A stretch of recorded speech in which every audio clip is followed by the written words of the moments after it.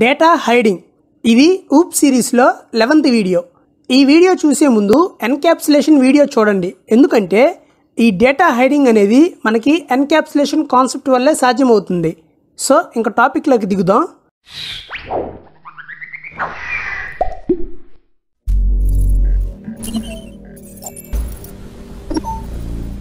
Video ఎక్కడ skip చేయకండి, మీరు స్కిప్ చేస్తే మంచి ఇంపార్టెంట్ పాయింట్స్ మిస్ అవుతారు. సో వీడియో మొత్తం చూడండి. మన ఛానల్ని ఎవరైనా సబ్స్క్రైబ్ చేసుకోకుంటే చేసుకోండి, అలాగే నోటిఫికేషన్స్ ఆన్ చేసుకోండి, మీకు మంచి డెప్త్ కంటెంట్ ఇస్తాం. డేటా హైడింగ్ అనేది one of the key OOPS concept. ఈ కాన్సెప్ట్ అనేది మనకి ఎన్క్యాప్సులేషన్ కాన్సెప్ట్ వల్ల వచ్చింది. సో ఎన్క్యాప్సులేషన్ కాన్సెప్ట్ లేకుంటే మనకి డేటా హైడింగ్ పాసిబుల్ కాదు. సో డేటా హైడింగ్ అంటే ఒక క్లాస్లో డిక్లేర్ చేసిన డేటా వేరే క్లాసెస్లో యాక్సెస్ చేసుకోకుండా హైడ్ చేసేదాన్నే డేటా హైడింగ్ అని అంటాము. సో ఇలా ఎందుకు డేటాని హైడ్ చేస్తాము వేరే క్లాసెస్లో యాక్సెస్ చేసుకోకుండా అంటే, కొన్నిసార్లు ఇన్ఫర్మేషన్ అనేది సెన్సిటివ్గా ఉంటుంది. సెన్సిటివ్ అంటే తెలుసు కదా, సీక్రెట్ డేటా. సో అలాంటి సెన్సిటివ్ ఇన్ఫర్మేషన్ కనుక నార్మల్గా డిక్లేర్ చేస్తే ఆ డేటాని వేరే డెవలపర్స్ పొరపాటున చేంజ్ చేయొచ్చు ఆర్ డిలీట్ చేయొచ్చు. సో ఆ డేటా కనుక లాస్ అయితే దానికి ఖచ్చితంగా పెద్ద మూల్యం చెల్లించుకోవాల్సిందే. సో ఇలా జరగకుండా ఉండడానికి సెన్సిటివ్ ఇన్ఫర్మేషన్ని హైడ్ చేస్తారు. సో ఇలా హైడ్ చేయడం వల్ల ఆ డేటాని అది డిక్లేర్ చేసిన క్లాస్లో తప్ప ఇంకా ఎవ్వరూ యూజ్ చేసుకోలేరు. సో అప్పుడు మనకి డేటా అనేది సెక్యూర్గా ఉంటుంది. ఇది రియల్ లైఫ్ ఎగ్జాంపుల్ తీసుకొని చెప్పాలి అంటే, సపోజ్ మనం ఏదైనా బ్యాంక్ అప్లికేషన్ క్రియేట్ చేసాము. సో ఒక బ్యాంక్ అప్లికేషన్ క్రియేట్ చేశాక మనం కొన్ని ఫీచర్స్ని డెవలప్ చేయాల్సి వచ్చింది. సో ఒక ప్రాజెక్ట్ అనేది ఒకరే డెవలప్ చేయరు కదా. సో మనం పర్టికులర్ ఫీచర్ని డెవలప్ చేయమని ఒక డెవలపర్కి చెప్పాము. సో అతను అది డెవలప్ చేయాలి అంటే అతనికి రిసోర్స్ ఇవ్వాలి అండ్ కొన్ని లైబ్రరీస్ యాక్సెస్ ఇవ్వాలి.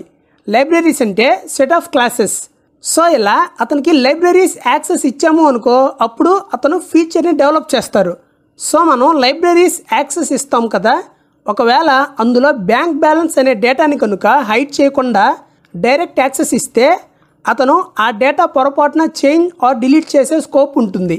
సో ఇలాంటివి జరగకుండా ఉండాలి అంటే సెన్సిటివ్ డేటాని హైడ్ చేసుకొని, ఒకవేళ ఆ డేటా కావాలి అంటే ఓన్లీ చూడగలిగేటట్టు ఇవ్వాలి. సో అప్పుడు ఆ డేటా అతను ఓన్లీ యూజ్ చేసుకుంటాడు, ఆ డేటాని ఏమీ చేయలేడు. సో ఇది డేటా హైడింగ్ అంటే. సో మనం డేటా హైడింగ్ని పైథాన్లో ఇవ్వాలి అంటే మనం డేటాని ప్రైవేట్ మెంబర్గా డిక్లేర్ చేయాలి. సో మనం ఏదైనా డేటాని ప్రైవేట్ మెంబర్గా డిక్లేర్ చేస్తే ఆ డేటాని ఓన్లీ ఆ క్లాసే యూజ్ చేసుకోగలుగుతుంది, ఇంకా ఏ క్లాస్ యూజ్ చేసుకోలేదు, ఈవెన్ ఆ క్లాస్ ఆబ్జెక్ట్ కూడా. సో ఒక డేటాని ప్రైవేట్గా డిక్లేర్ చేయాలి అంటే ఆ డేటా నేమ్ ఆర్ వేరియబుల్కి ముందు $_ పెట్టాలి. ఇలా చేస్తే మనకి డేటా అనేది హైడ్ అవుతుంది. సో ఇప్పుడు ఒక డేటాని హైడ్ చేద్దాం ప్రైవేట్ మెంబర్గా డిక్లేర్ చేసుకొని. ఇప్పుడు ఒక ప్రోగ్రామ్ రాస్తున్నాను చూడండి. క్లాస్ నేము బ్యాంక్ అని ఇస్తున్నాను, colon. Next $_ balance equal to 10,000. Next ఒక మెథడ్ ఇస్తున్నాను, DEF గెట్ బ్యాలెన్స్ పెరాన్సిస్లో సెల్ఫ్ ఇస్తున్నాను, కోలన్. ఈ మెథడ్ బాడీలో ఒక రిటర్న్ స్టేట్మెంట్ ఇస్తున్నాను, రిటర్న్ సెల్ఫ్ $_ బ్యాలెన్స్. నెక్స్ట్ ఇంకో క్లాస్ డిక్లేర్ చేసుకుంటున్నాను. ఆ క్లాస్ని బ్యాంక్ అనే క్లాస్ నుంచి ఇన్హెరిట్ చేసుకుందాం. క్లాస్ API పెరాన్సిస్లో బ్యాంక్ అని ఇస్తున్నాను, కోలన్. ఈ క్లాస్ బాడీలో ఒక మెథడ్ ఇస్తున్నాను, DEF ప్రింట్ బ్యాలెన్స్ పెరాన్సిస్లో సెల్ఫ్ ఇస్తున్నాను, కోలన్. ఈ మెథడ్ బాడీలో ఒక రిటర్న్ స్టేట్మెంట్ ఇస్తున్నాను, రిటర్న్ సెల్ఫ్ $_ బ్యాలెన్స్. సో మనం 2 క్లాసెస్ని క్రియేట్ చేసాము, bank and API. So bank అనే క్లాస్లో మనం బ్యాలెన్స్ అనే డేటాని ప్రైవేట్గా డిక్లేర్ చేసాము, ఎందుకంటే బ్యాంక్ బ్యాలెన్స్ అనేది సెన్సిటివ్ ఇన్ఫర్మేషన్ కాబట్టి. నెక్స్ట్ ఆ ప్రైవేట్ మెంబర్ బ్యాలెన్స్ని అదే క్లాస్లో మెథడ్ ద్వారా యాక్సెస్ చేసుకున్నాము. సో నెక్స్ట్ ఆ బ్యాంక్ క్లాస్ని యూజ్ చేసుకొని API అనే క్లాస్ని డెరైవ్ చేసుకున్నాము. సో డెరైవ్ చేసుకొని ప్రైవేట్ మెంబర్ని యాక్సెస్ చేసుకున్నాము మెథడ్లో. ఇప్పుడు APIకి ఒక ఆబ్జెక్ట్ని క్రియేట్ చేద్దాం. చూడండి, OBJ = API పెరాన్సిస్. సో ఇప్పుడు ఈ ఆబ్జెక్ట్ని యూజ్ చేసుకొని గెట్ బ్యాలెన్స్ మెథడ్ని అండ్ ప్రింట్ బ్యాలెన్స్ మెథడ్ని కాల్ చేసుకుందాం. OBJ.get balance parenthesis. Next OBJ.print balance parenthesis. So వీటిని ప్రింట్ స్టేట్మెంట్లో పెడదాం. చూడండి, ప్రింట్ ఇస్తున్నాను. ఇప్పుడు ప్రోగ్రామ్ ఎగ్జిక్యూట్ చేద్దాం. అవుట్పుట్ చూడండి, 10,000 ఎర్రర్ వచ్చింది. సో ఇక్కడ ఎందుకు ఎర్రర్ వచ్చింది అంటే మనం ప్రైవేట్ డేటాని సబ్ క్లాస్లో యూజ్ చేసుకోవడానికి ట్రై చేసాం కాబట్టి. సో మనం ప్రైవేట్గా డిక్లేర్ చేసిన డేటాని ఓన్లీ అది డిక్లేర్ చేసిన క్లాస్లోనే యాక్సెస్ చేసుకోగలము. ఒకవేళ దాన్ని వేరే క్లాస్లో యాక్సెస్ చేసుకోవాలి అనుకుంటే అప్పుడు మనకి ఎర్రర్ వస్తుంది. డైరెక్ట్గా ఆబ్జెక్ట్ ద్వారా కూడా మనం ఒక ప్రైవేట్ మెంబర్ని యాక్సెస్ చేసుకోలేము. కావాలంటే చూడండి, ఇటు ప్రింట్ స్టేట్మెంట్స్ రిమూవ్ చేసేస్తున్నాను. ఇప్పుడు క్లాస్ బ్యాంక్కి ఒక ఆబ్జెక్ట్ క్రియేట్ చేద్దాం.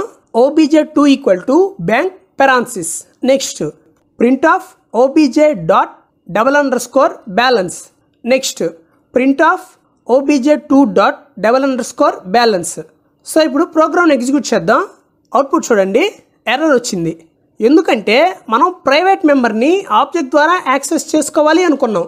మనం యాక్చువల్గా ఏదైనా డేటా మెంబర్ని ఓన్లీ మెథడ్ ద్వారానే యాక్సెస్ చేసుకునేటట్టు అండ్ మెథడ్ ద్వారానే చేంజ్ చేసుకునేటట్టు ఇవ్వాలి. వాటిని ఆబ్జెక్ట్స్ ద్వారా అస్సలు యాక్సెస్ చేసుకోకూడదు అండ్ ఆబ్జెక్ట్స్ ద్వారా అసలు చేంజ్ చేయకూడదు. సో మనం ప్రైవేట్ డేటాని గెట్ చేసుకోవాలి అంటే ఓన్లీ మెథడ్ ద్వారానే యాక్సెస్ చేసుకోవాలి. అందుకే మనం గెట్ బ్యాలెన్స్ మెథడ్ యూజ్ చేసుకొని ప్రైవేట్ డేటా బ్యాలెన్స్ని గెట్ చేసుకున్నాము. సో ఎప్పుడైనా ఎవరికైనా ప్రైవేట్ డేటాని యూజ్ చేసుకోవాలి అనుకుంటే అప్పుడు ఈ గెట్ బ్యాలెన్స్ మెథడ్ లాంటివి యూజ్ చేసుకొని ఆ డేటాని యాక్సెస్ చేసుకుంటారు.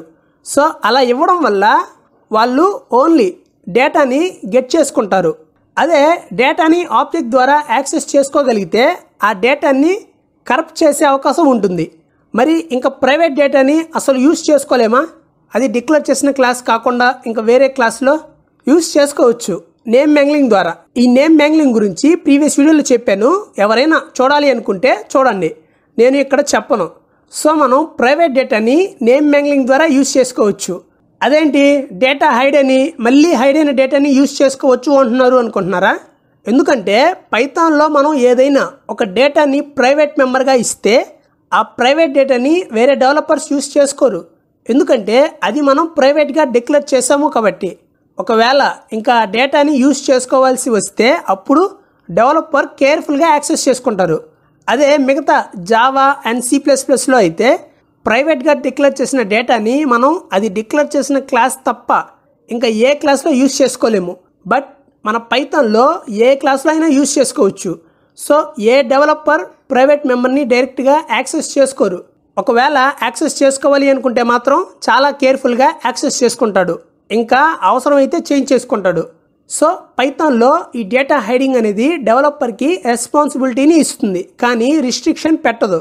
సో అది జస్ట్ వార్నింగ్ సైన్ అంతే. సో ఇది డేటా హైడింగ్ అంటే. సబ్స్క్రైబ్ చేయండి, లైక్ చేయండి, షేర్ చేయండి. డౌట్స్ ఏమైనా ఉంటే కామెంట్లో పెట్టండి.